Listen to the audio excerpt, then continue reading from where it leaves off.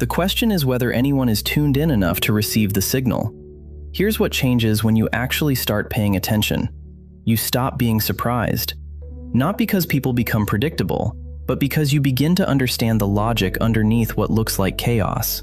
Every human behavior, no matter how strange or painful or confusing, makes perfect sense when you understand the wound that created it.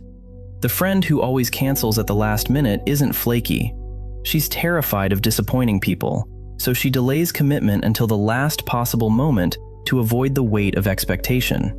The man who gets defensive every time you offer feedback isn't arrogant. He grew up in a home where criticism was never just feedback, it was a forecast of rejection. None of this means excusing bad behavior. Understanding is not forgiveness, it's not agreement, it's not surrender. And the moment you do that, something remarkable happens. Your anger softens. Not because the thing that hurt you stops mattering, but because the person who did it becomes human again. Fully, frustratingly, heartbreakingly human. There's a cost to this though, a real one. Nobody tells you about it. When you truly understand someone, not the version of them you needed them to be, but who they actually are, you can no longer be as comfortable in your resentments. You can't hold on to certain stories. The narrative of them as villain, as burden, as mystery you never asked to inherit, it starts to fall apart. It holds up our sense of self, our sense of being right, our very careful, very practiced sense of being the person who was hurt here.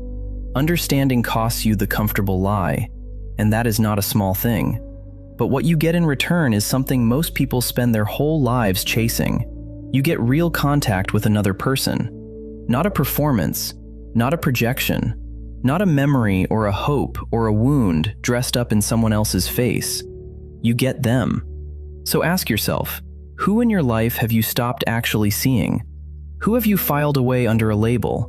Difficult, distant, selfish, cold, and stopped looking beyond it? Because everyone is trying.